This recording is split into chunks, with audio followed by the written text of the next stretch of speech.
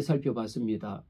프로이드는 이제 심리성적인 에너지가 어디로 향하느냐에 따라서 심리성적 에너지거든요. 이것이 입에서 구강에서 항문을 거쳐서 배변기를 거쳐서 잠복해 있다가 어디로 이제 성기기로 갔다가 가는 그런 과정 속에 이 에너지를 얼마나 긍정적으로 잘 불출하느냐, 그렇지 않으면 그 에너지를 내가 가지고 있느냐에 따라서 성격 형성에도 많은 영향을 미친다라고 봅니다. 그리고 그것이 프로이드의 심리성적 이해가 인간 이해의 가장 하나의 기본적인 토대가 됩니다. 뼈대가 되면 이 이론을 중심으로 찬성하느냐 아니면 반대하느냐, 아니면 이 둘의 찬성과 반대를 합해서 상호 보완적인 새로운 이론을 내거나 주로 그런 단계죠.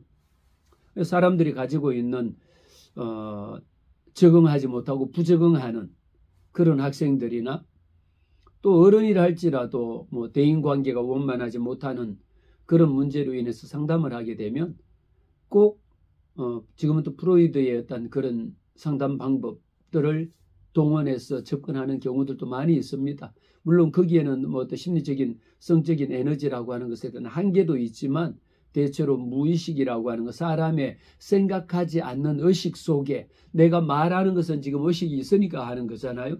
그러나 우리가 잠자는 시간이나 이렇게 수면 상태에 있으면 내가 아무런 생각이 없고 꿈을 꿨지만 아침에 일어나면 무슨 꿈을 꿨는지 기억도 안 나고 잊어버릴 때가 있습니다. 그만큼 내 생각 속에는 사람에게는 이렇게 빙산의 일각이라고 이야기하면 말하고 행동하고 인지할 수 있는 것은 겉으로 드러난 의식적인 거면 내 속에 말하지 않지만 말하는데 기억이 지금 안 나요. 이게 무슨 생각이지 뭐더라고 이야기하면 그 속에 숨겨져 있는 것이 가라앉혀져 있는 게 있다라면 전의식이라고 그래요. 바로 의식하기 직전에 있는 것. 조금만 관심을 가지면 기억해낼 수 있는 그런 의식 단계가 있고, 아주 그 밑에 기억해도 생각해도 생각도 나지 않는 그런 부분들을 우리는 무의식 상태에 있는 것이라고 이야기합니다.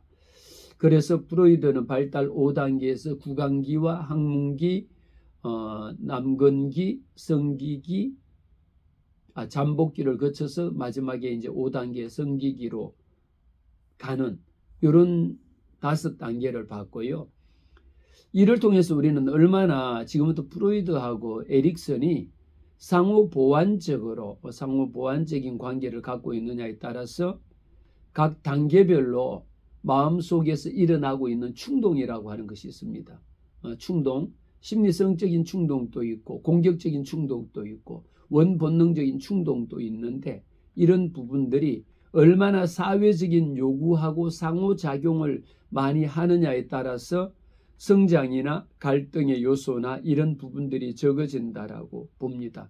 그래서 갈등이 일어나는 것도 언제 일어납니까? 내 마음속에 원본능적으로 하고 싶은 생리적인 욕구가 있을 때 하고 현실적으로 그렇게 하면 안 된다라고 하는 이 두 개의 감정이 있는데, 이것 중에 하나가 내가 현실주의적이냐, 현실을 많이 의식하고 있으면서 내 속에 숨겨져 있는 잠재된 상태, 잠재의식을 많이 누르고 있느냐, 원본능적인 욕구를 가라앉히고 있느냐, 아니면 현실적인 것하고 두 개가 상호 어느 정도 타협을 하느냐, 아니면 이 모든 것 다 내려두고 오로지 초자아라고 하는 것, 슈퍼에고만 발달이 되어져 가지고 인간의 욕망이라고 하는 것은 필요 없다, 생리적인 욕구라고 하는 것은 필요 없다, 현실 필요 없다, 우리가 추구하는 것은 오직 이데아, 저쪽에 있는 이상적인 그 이상주의라고 이야기하죠. 그렇게 한쪽으로 너무 치우쳐도 그것을 우리는 이렇게 해결할 수가 없다라고 봅니다.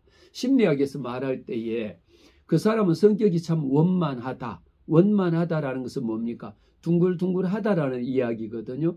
어떤 것이 둥글둥글하냐? 원본능적인 이드라고 하는 요소하고 이고라고 하는 자아 현실을 직시해 볼 수 있는 현실적인 것하고 초자아라고 하는 슈퍼에고라고 하는 이 세 개가 얼마만큼 이 에너지가 예를 들면 100이라고 봤을 때에 원본능적인 에너지도 한 40% 정도가 되고 현실을 생각하는 것도 한 30에서 40 정도 되고 또 슈퍼에고라고 하는 초자아 이상주의적인 것 그것도 한 이제 나머지 40%, 40, 20이 남았잖아요.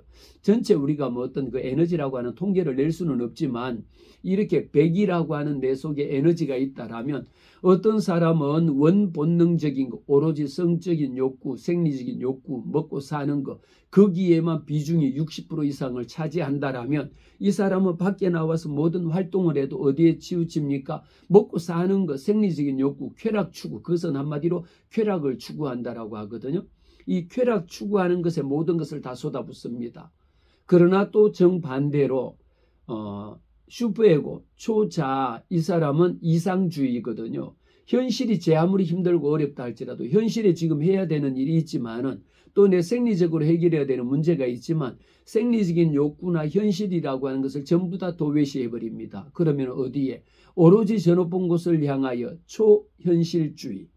내가 생각할 수 없는, 내가 통일을 위해서는 그냥 내 식음을 전폐하고 내 생업을 전폐하고 통일을 주장하는 자도 있잖아요.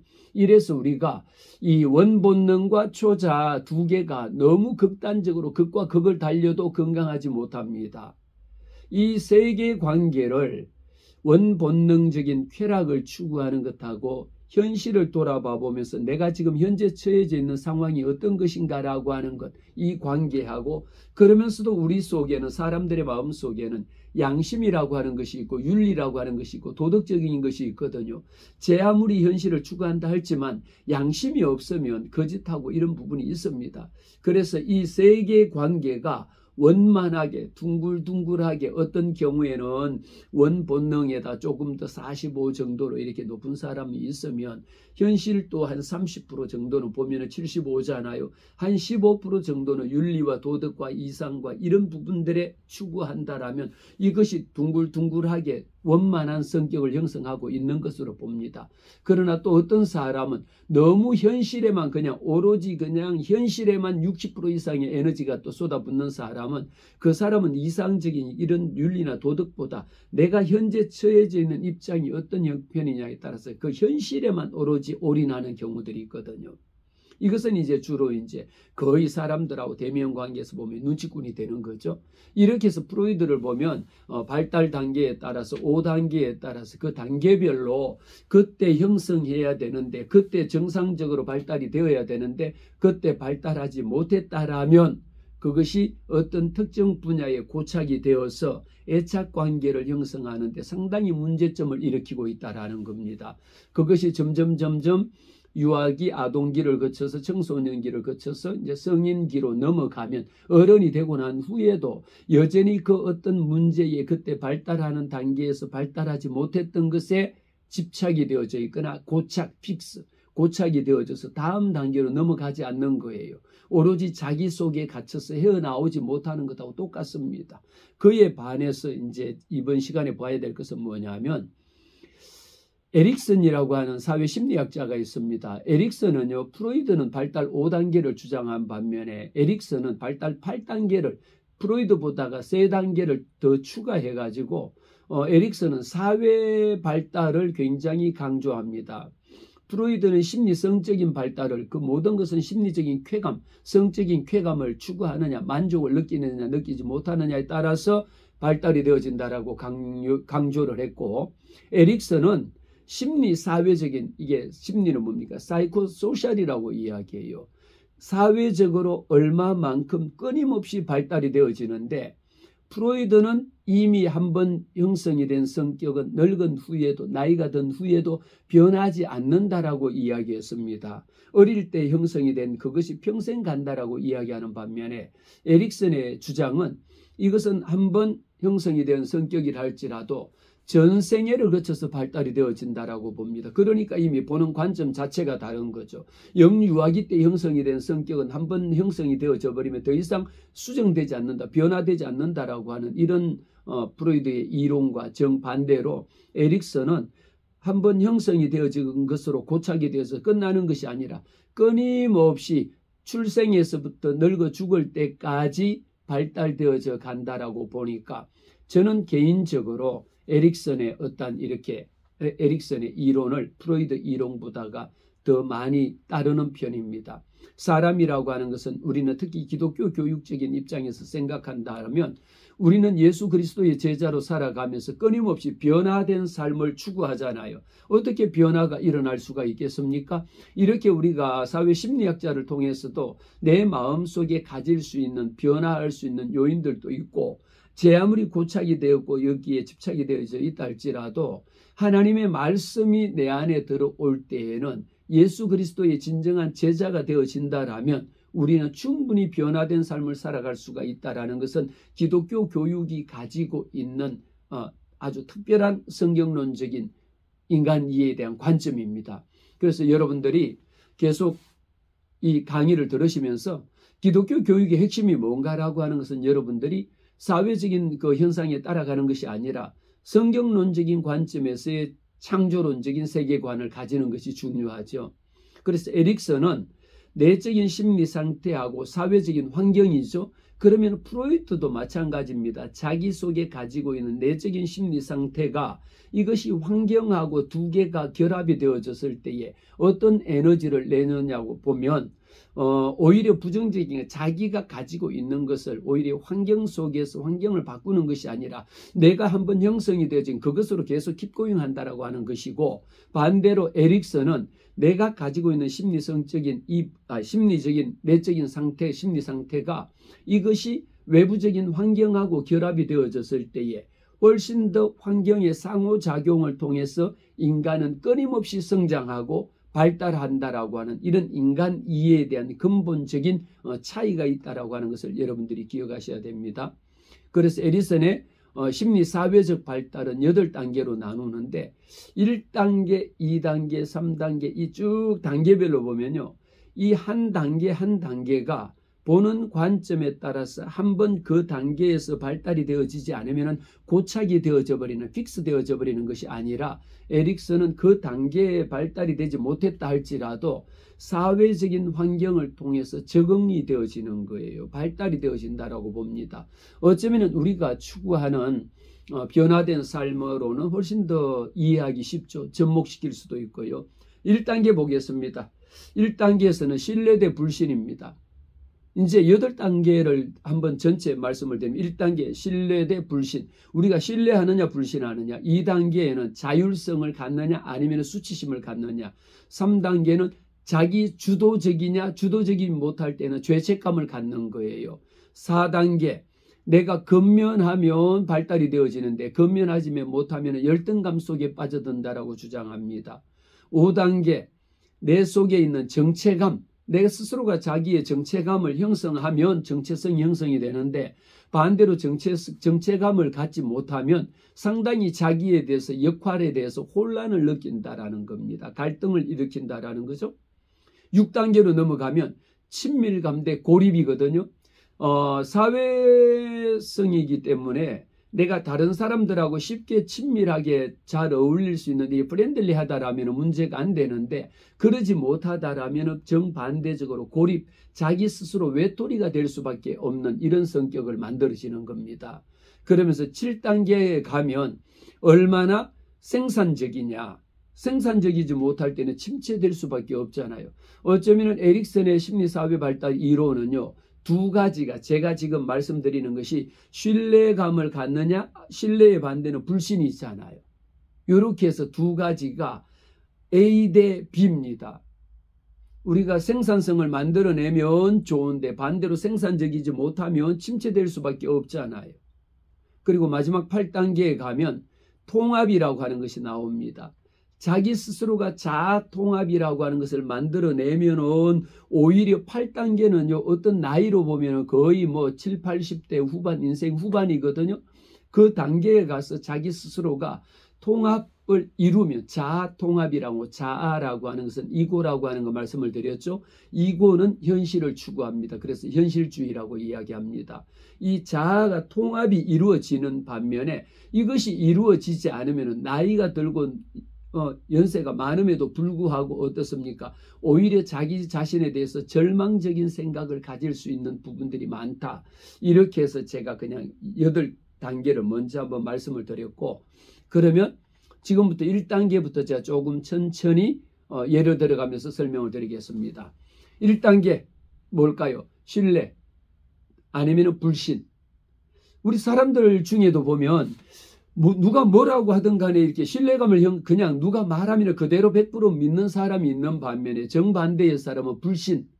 아무리 제 아무리 보여주고 이게 볼펜이잖아요 해도 보여줘도 그게 볼펜인지 만년필인지 내가 직접 써보지 않으면 못 믿는다라는 이런 불신, 모든 것이 다 불신 속에 빠져 있는 사람이 있거든요. 이거는 왜 그럴까요? 이제 발달 과업이라고 어린아이가 에릭슨은 태어난 후에 0세에서부터 3세까지 발달하는 과정 속에 얼마나 신뢰감을 가질 수 있도록 믿을 수 있도록 해줬느냐 해주지 않았느냐에 따라서 성격 형성이 이렇게 달라진다라고 본 것이죠. 아이에게 성격 형성할 수 있도록 만들어주는 것은 누가 만들어줍니까? 부모가 만들어주거든요. 부모가 에릭슨은 아이가 어릴 때부터 부모의 양육 형태에 따라 가지고 양육 태도라고 이야기합니다. 아이들은요 어른이 됐는데도 절대 못 믿는 사람은 그 사람의 성격을 가만히 분석해보고 이 문제가 어디에서 생겼느냐라는 것을 들어가 보면 어릴 때부터 가만히 이제 우리가 상담에서는 모든 것이 거꾸로 역추적합니다. 이 사람이 나타난 문제가 뭐냐라는 것을 들여다보고 이 문제가 언제부터 생겼을까? 이 문제가 어디에서 생겼을까? 왜 그랬을까라고 하는 것을 이렇게 거꾸로 추적해서 들어가다 보면 어디까지 가지느냐? 어린아이 때 아니면 영유아기 아니면 초등학교 단계까지 지금 예를 들어서 대학생이거든요. 대학생인데 정말 못 믿는 아이들이 있습니다. 보여줘도 못 믿고 설마 이게 진짜일까요? 아니 진짜 이게 컵이지 이게 뭐냐라고 보여줬잖냐 해도 글쎄요 이 속에 이게 물이야 라고 보여줬는데 마셔도 돼요? 마셔도 됩니다. 안 죽습니다. 제가 먼저 마셔볼까요? 내가 마셔봐도 괜찮잖아. 이상 없잖아요. 그런데 본인이 마시기 전까지는 믿지 않는 경우들이 있습니다. 그런 성격의 사람들도 많이 있어요. 그러면 이 사람을 이 학생을 우리가 이 문제가 언제부터 시작이 그렇게 못 믿었느냐 보면 초등학교 때는 괜찮았는데 중학교에 어떤 사고나 사건이나 어떤 빅 이벤트를 통해 가지고 발생이 될 수도 있고 아니 저는 어릴 때부터 계속 못 믿었던 것 같아요 라고 하는 경우들도 있습니다. 그 문제는 우리는 양육자라 그래가지고 가장 많이 아이들에게 양육을 책임지고 있는 게 거의 엄마거든요. 엄마가 이 아이를 키울 때에 어떤 태도로 어떤 양육자의 자세로 이 아이에게 신뢰감을 심어줄 수 있었는지 아니면 아이가 자다가도 엄마 없으면 계속 불안하고 자다가도 깨고 엄마 있으면 자고 없으면 또 울고 이런 일들이 계속 반복되면 믿지를 못하잖아요. 신뢰감이 떨어지잖아요. 이런 부모의 양육 형태에 따라서 어릴 때에 영아기, 유아기 때에 얼마나 돌봄을 안정적으로 받았느냐, 얼마나 심리적으로 마음속에 평안하도록 키워졌느냐에 따라서 신뢰감을 형성하기도 하고 정반대로 눈에 보여줘도 못 믿고 자기가 마셔보고 자기가 하지 않는 한은 믿지 못하는 이런 성격을 가진 사람들도 많이 있죠. 실제 이런 사람들하고 생활하거나 같이 주변에 있다라면요. 얼마나 힘들고 어려운지 모릅니다. 결혼한 후에도 흔히 우리가 말하는 어처증이 생길 수도 있고 어부증이 생길 수도 있고요. 부모인데도 자녀를 믿지 못하고 자녀인데도 부모를 믿지 못하는 이런 불신풍조가 그냥 너무도 가득한 사람이 있습니다. 2단계 보겠습니다. 2단계는 뭘까요? 얼마나 자율성, 아이가 자기 스스로 우리가 앞에서 말씀을 드렸는데 학습에서는 뭡니까? 자율적인 학습이라고 하는 것, 자율 생각하니까 제가 앞전 시간에 말씀을 드렸죠. 지금은 자율주행이라고 그래가지고 모든 전기차가 나오면서 운전마저도 수동에서 오토에서 이제는 자율주행이라고 하는 거, 핸들이 없어질 만큼 자기가 알아서 자율주행하는 시대로 이렇게 기술은 변하고 있는데 어릴 때의 아이들이 자기 스스로가 자율적으로 할 수 있는 독립적으로 행동할 수 있고 독립적으로 활동할 수 있도록 이런 환경을 많이 만들어준 아이들은요. 초등학교 유치원에서 초등학교만 들어가도 이미 자기 스스로가 자기 할 수 있는 일을 만들어집니다. 그래갖고 중학교 가면요. 부모가 그렇게 간섭하지 않아도 자기 할 일을 딱딱딱 챙겨갖고 자기 일을 잘합니다. 그것을 우리가 공부하는 데다 대입을 시키면 자기 주도 학습이라고 이야기하죠. 학교에서 배운 거 자기 스스로가 예습도 하고 복습도 하고요. 집에 와서도 마찬가지죠. 자기 주도 생활을 합니다. 굳이 엄마의 잔소리를 듣거나 뭐 하라 마라 하지 않습니다. 그런데 정반대로 하라고 지시하면은 지시하지 않는 한 하지 않는 경우들도 많이 보죠. 자기 자율성이 떨어지기 때문입니다. 자기 스스로가 하지 못하고 남에 의해서 타에 의해서 조정을 받으면 나중에는 시키지 않으면 안 합니다. 명령하지 않으면 안 하고 지시하지 않으면 안 합니다. 그것을 아직까지 안 했네, 왜 안 했냐라고 물으면 안 시켰잖아요 라고 이야기합니다. 그러는 만큼 그 아이의 성격 형성 속에는요, 수치심으로 가득해집니다. 아이가 독립적으로 행동할 수 있는 기회를 어릴 때부터 양육자를 통하여 얼마나 많이 부여해 줬느냐. 그래서 우리 아이들을 키울 때에 우리 양육자가, 부모가, 엄마나 아빠가 너무 과도하게 통제하거나 아니면 실패를 경험하면서 실패했을 때에 왜 잘못했느냐라고 많이 추궁하면요, 자기 스스로가 하는 것에 대해서 위축될 수밖에 없잖아요.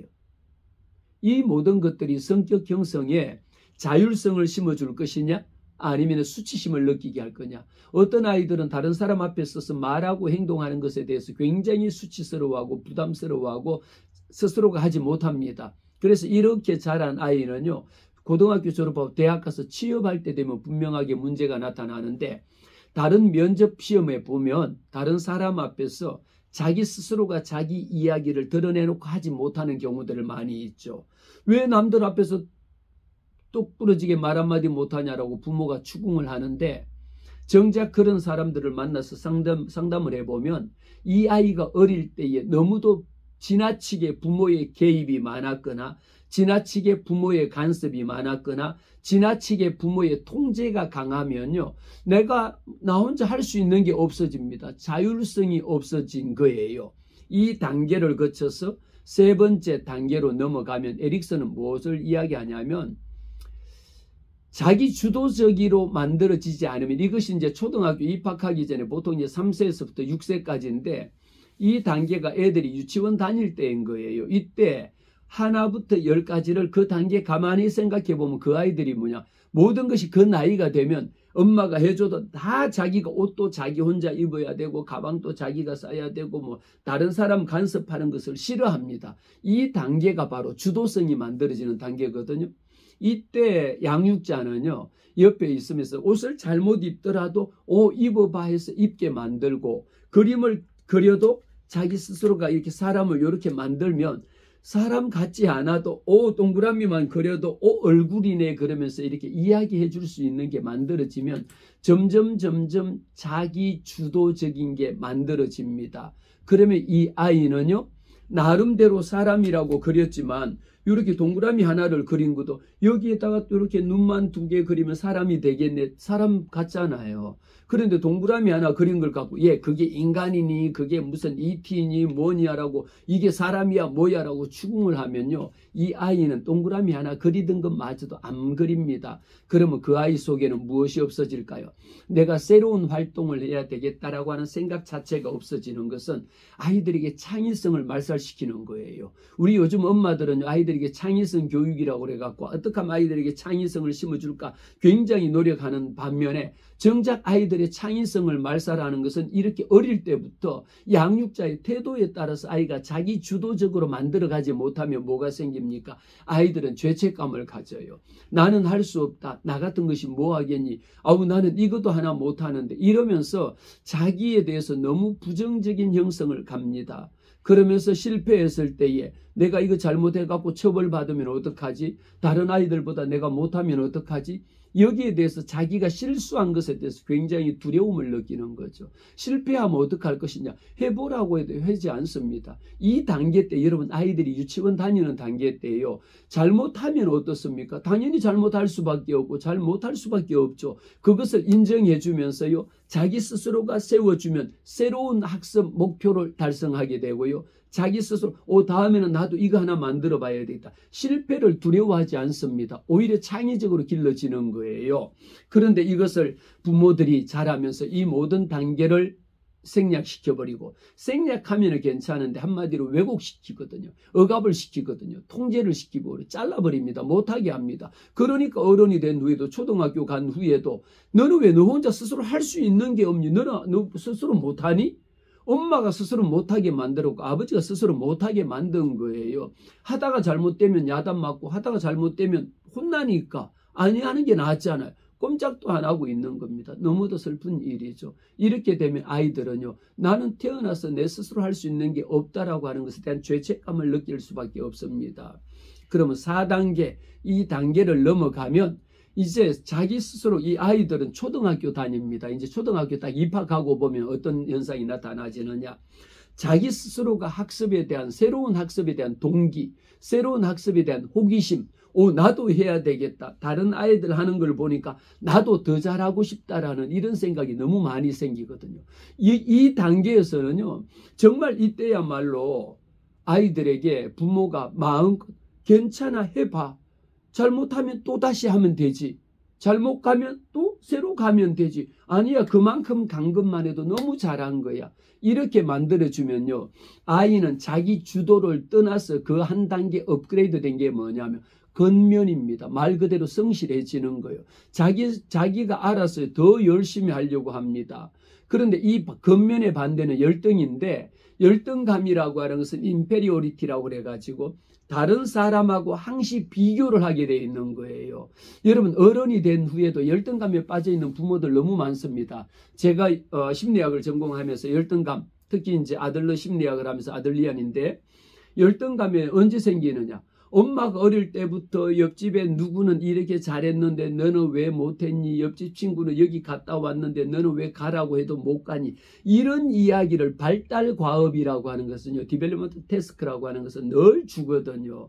우리 엄마들 아이들에게, 아빠들 아이들에게 얼마나 많은 숙제도 주고 할 거리도 주고 줍니까?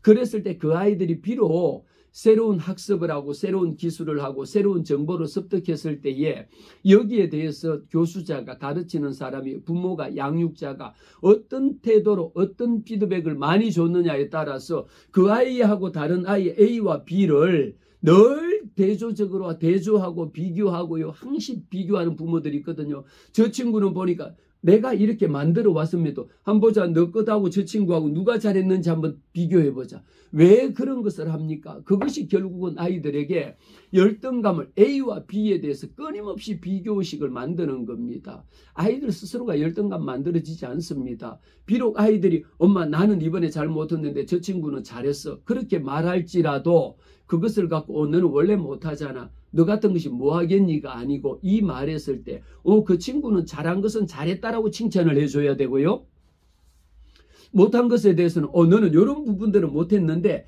요거 조금만 더 하면 얼마든지 잘할 수가 있어, 더 잘할 수가 있어. 이렇게 만들어주면 새로운 지식이나 새로운 정보나 새로운 방법을 습득하는 데 있어서 훨씬 더 잘하게 되어 있다는 거 여러분들이 꼭 기억하셔야 됩니다. 그래서 어른이 된 후에도 심리적으로 가장 큰 문제를 일으키는 게 뭐냐면 열등감이거든요. 나는 남들보다 못한다, 나는 다른 사람보다 못생겼다. 주변에 봐보세요. 정작 자기 얼굴이 그렇게 잘생긴 편은 아닌데도 밖에 나가서 나보다 잘생긴 사람 있어? 할 만큼 자기에 대해서 자기에 대한 긍정적인 자아상을 가지고 있는 사람들이 많이 있습니다. 그러나 정반대로 정말 미스 코리아감인데도 불구하고 얼굴 못생겼다고 성형수술을 몇 번씩이나 하는 경우들도 있습니다. 왜 그럴까요? 자기에 대한 열등의식을 어릴 때부터 심어져 있고 주변 사람들하고 끊임없이 비교했기 때문에 생긴 겁니다.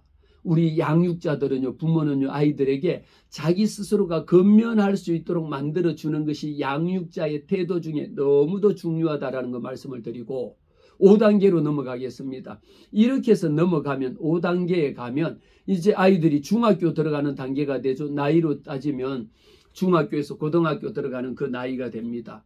이때 가면 아이들이 무엇에 관심이 있습니까? 흔히 이야기하는 Who am I라는 것. 나는 누구인가라는 것에 대해서, 나는 왜 아빠만큼, 나는 왜 엄마만큼, 나는 왜 다른 사람처럼 굉장히 자기 자신에 대해 갖고 흔히 하는 말로 아이덴티티라고 해서 자아 정체성, 이 자기에 대한 정체감을 만들어져 가는 그 시기입니다. 이때에 자기의 정체성을 바로 만들어지면 다행스럽게 더 건강하게, 더 자신감 있게, 당당하게 자기의 정체성을 드러내는 반면에, 이때 정체성을 형성하지 못하면요, 굉장히 혼란스러워집니다. 남자아임에도 불구하고 여성스러워지는 것에 대해서 남성에 대한 정체성을 형성하지 못하면 성적인 남성에 대한 정체감을 형성하지 못하고, 또 반대로 여자아임에도 불구하고 여성에 대한 정체성을 형성하지 못하면 남성과 여성에 대한 성적인 정체성의 혼란을 가져다 주는 거예요.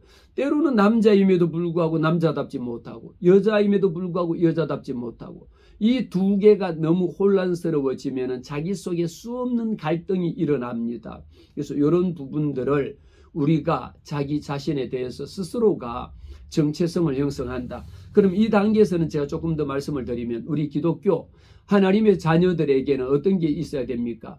우리가 나는 교회 다닌다, 하나님의 자녀다라고 하는 기독교 교육에 대한 분명한 아이덴티티, 정체성을 예수 믿는 자녀답게 하나님의 자녀라고 하는 것에 대한 정체성을 심어줘야 합니다. 기독교에 대한 정체성을 심어주는 게 중요하지, 교회도 아니고 절도 아니고 천주교도 아니고 이렇게 되면 점점 혼란 속으로 빠져들어가는 것이죠.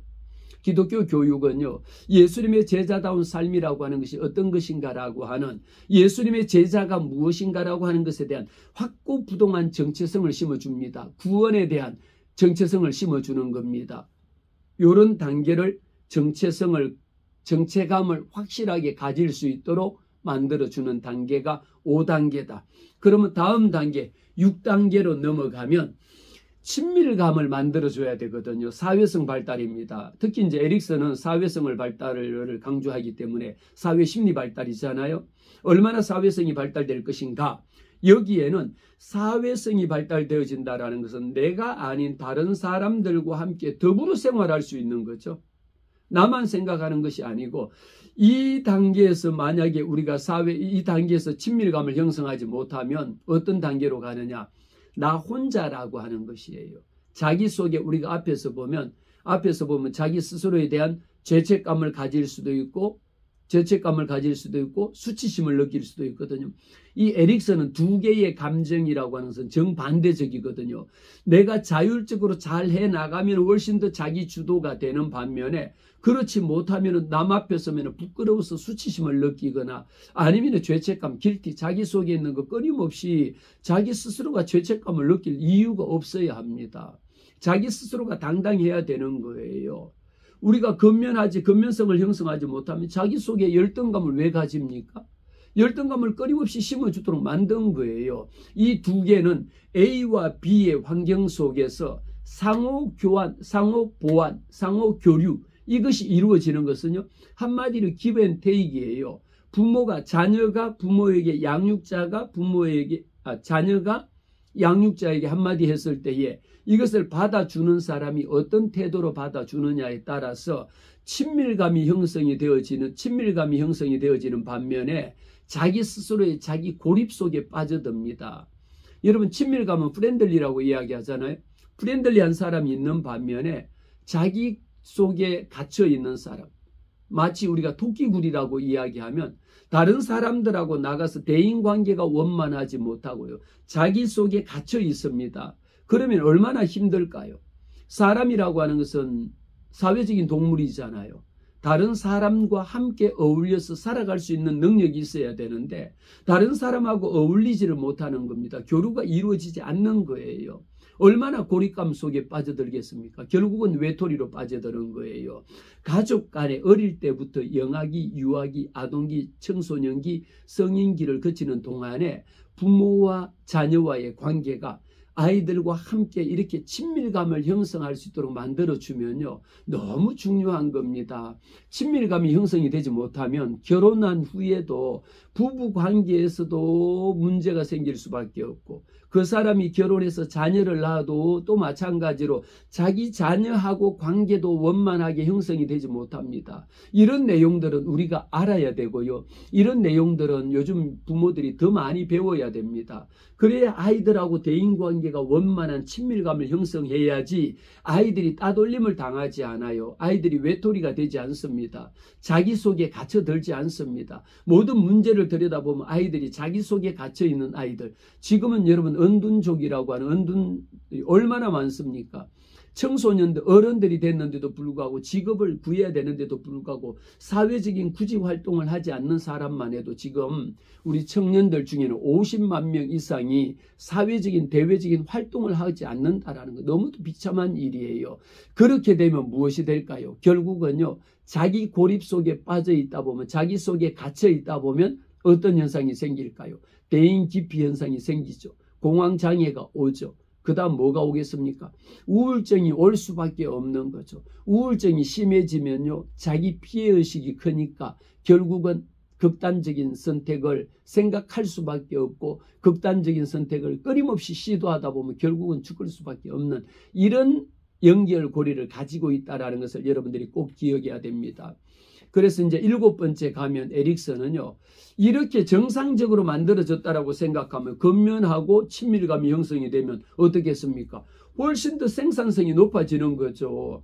여러분 직장 가고도 사람들하고 대인관계도 좋고 성격도 좋고 시키지 않아도 자기 스스로가 잘하고요. 뭐 두말할 나위가 없어요. 어떤 결과를 가져다 줄까요? 우리말로 생산성이 높아질 수밖에 없는 거죠. 생산성이 높아지지 않으면 이게 이제 우리가 흔히 이야기하는 중년기로 넘어가지면 40 정도 넘어가면 이제 60 환갑 전까지 이런 현상이 생겨진단 말이에요. 그러면은 그 단계에서는 어떤 일이 생기느냐? 자연적으로 다음 세대를 돌보고요. 우리 어른들이 오히려 아이들에게 어떻게 하면 좀 더 아이들이 더 잘할 수 있도록 만들어 줄까? 그래서 이제 50이나 이렇게 60대신 어르신들 중에 참 주변에서 보면 훌륭하신 분들 많거든요.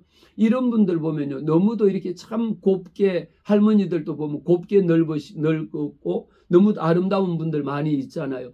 아이들 생각하고 손주들 생각하고요. 주변 사람들에게 참 본보기가 본이 되는 사람들 많아요. 그 사람들은 어떻습니까? 늘 모든 것이 생산적이야. 늘 모든 것이 긍정적이고요.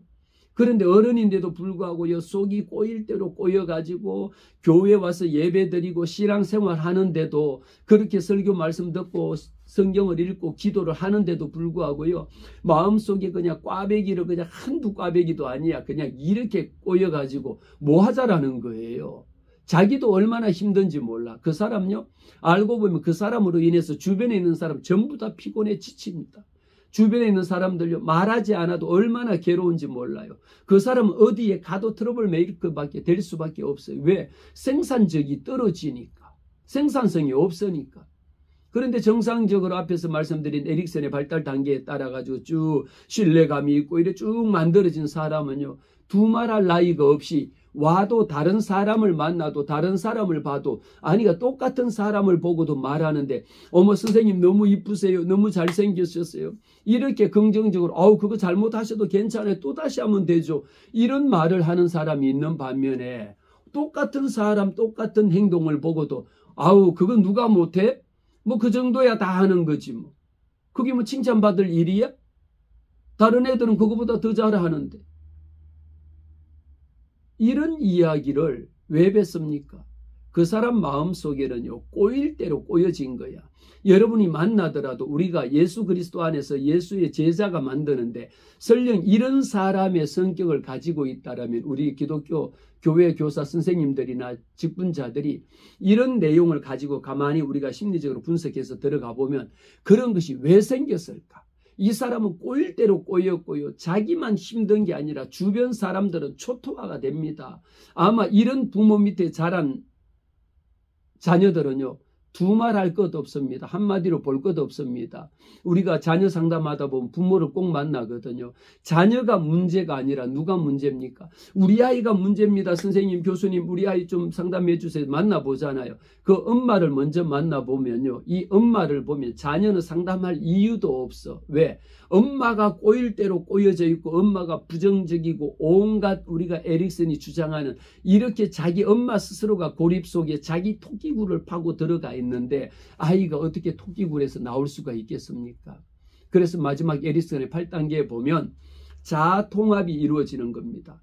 자아통합이 그래서 에릭슨은요, 늙어 죽을 때까지, 언제 65세 이후에 늙어 죽을 때까지 자아 통합이 이루어진다라고 이야기했습니다. 그래서 연세 드신 분들이 보면 참 주변에 이쁘고 곱고 참 본받을 분들 많이 있죠. 그런 분들 보면요, 아우 나도 나이 들면 저렇게 늙어야 될 텐데. 저도 그런 생각을 많이 합니다. 어떤 생각일까요?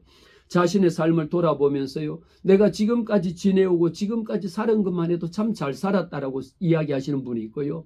어떤 뭐 돈이 많은 게 아니라 별거 없는데도 참 지금까지 내가 이렇게 직장 생활하고 건강하게 사는 것만 해도 감사합니다, 이렇게 말하는 사람이 있는 반면에, 그래도 아파트도 한 채 있고 먹고 살만한데도 불구하고요, 아우 나 같은 것은 일찍 죽어버려야지, 그냥 나 같은 것이 살아서 뭐 하겠어, 그냥 아우 그냥 밥만 축 내고 말이야. 이 이야기 속에는 나만 죽는 것이 아니라 다른 사람을 보는 관점도 적어도 죽어야 된다라는 이런 생각을 가지고 있는 거예요. 상대방을 비난하는 겁니다. 오히려 연세가 들고 65세 이후가 되면, 지금은 100세 시대잖아요. 우리가 100세 시대를 살려면 이런 자기 통합이 이루어지면 너무너무도 좋은데, 자기 통합이 이루어지지 않으면 절망 속에 빠집니다. 자기 스스로가요 좌절합니다. 자기 스스로가 극단적이고요, 자기 그 사람으로 인해서 주변에 있는 모든 사람들이 자기에 대한 자기 통합이 이루어지면요, 아니 내가 지금 이렇게 살면 어떻습니까? 자랑스럽잖아요. 그냥 먹을 거리만 있어도 그냥 아유 잘 사는 거고요. 제 주변에 실제 그런 분들 많아요. 아우 내 애들 다 출가시키고요, 그냥 뭐 아파트 한 채 그냥 겨우 먹고 살지만 너무 행복합니다. 얼마나 이뻐요. 이런 사람이 있는 반면에 아파트 한 채가 아니라 뭐 온갖 집이란 집 다 가지고 있는데도요, 아우 내가 빌딩을 못 가진 게 한이고, 내가 저거 못한 게 한이고, 저거 못한 게 후회고, 온통 후회스러운 것밖에 없어. 학교도 잘 나오고 했음에도 불구하고요, 그리고 퇴직하고 좋은 집 이렇게 사는데도 불구하고요, 인생에 대해서 온통 후회스럽고 회의감에 절망감에 이것밖에 없는 거예요. 그래서 그냥 날마다 아유 오늘도 안 죽은 게 이게 언제 죽을란지 이러고 다른 사람을 만나는데 무슨 긍정적인 에너지가 펼쳐지겠습니까? 제가 실제적인 여러 가지 말씀을 드렸는데, 이처럼 에릭슨이라고 하는 것은 상호작용을 하는 겁니다. 그러면서 특정 시기의 발달이 한번 발달된 상태에서 그때 발달되지 못하면 고착되어져 버린 것이 아니라, 그때 발달되지 못했다 할지라도 다음 단계로 넘어가고 그 다음 단계로도 넘어가면서 사회 속에 적응할 수 있도록, 통합이 이루어질 수 있도록 발달이 된다고 주장하는 심리학자입니다. 그래서 저는 말씀드린 것처럼 프로이드보다가 에릭슨의 이론을 훨씬 더 중요하고요, 에릭슨의 이론을 더 중요하고, 또 심리학자 중에는 아들러 심리학을, 모든 사람들은 열등감을 느낄 수밖에 없는데 이 열등감을 어떻게 펼칠 것이냐, 어떻게 극복할 것이냐라는 것은 우리가 심리적인 개인의 요소하고 지금까지 지내왔던 발달 단계하고를 보면 답이 나옵니다. 그래서 여러분들이 기독교 교육을 배우면서 어떤 사람이 이런 외부적인 문제를 보였을 때에 지금 나타난 문제가 오늘에서 생긴 것이 아니고 언제부터 생겨가지고 다른 사람을 믿지 못하든지, 아니면 교회 왔습니다마는 늘 그냥 나 같은 것은 죽어야 합니다라면서 죄책감 속에 빠져서 자기 비난하고요, 다른 사람 나만 죽는 게 당신도 죽어야 돼, 당신도 죽어야 돼. 왜 물귀신 작전으로 나만 죽는 게 다른 사람까지도 끌고 죽으려고 합니까? 그건 잘못된 거예요.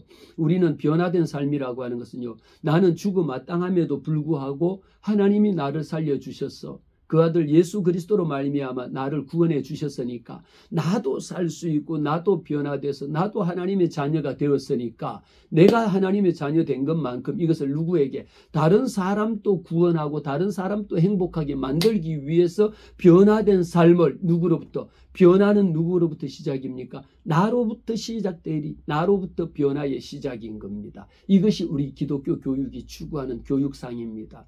그래서 오늘 제가, 어제는 프로이드에 대해서 발달 5단계를 말씀을 드렸고, 오늘은 에릭슨의 발달 8단계를 통해서 심리사회성 발달이라고 하는 것을 말씀을 드렸습니다. 그러면 이 내용을 여러분들이 좀 더 깊게 공부하면서요, 우리 학습자들이 어떤 문제를 호소했을 때에 이 문제가 왜 불안해하는지, 왜 죄책감 속에 빠져 있는지, 왜 수치심 속에 빠져 있는지, 아니면 자기 혼자 자기 굴 속에 갇혀서 고립되어져 있는지, 아니면 통합 대신에 절망 속에 빠져 있는가라고 하는 원인을 하나씩 하나씩 찾아보면 그 속으로 접근할 수 있는 방법이 된다. 라는 것을 말씀을 드리면서 이번 시간 강의 여기서 마치겠습니다. 다음 주에 또 뵙겠습니다.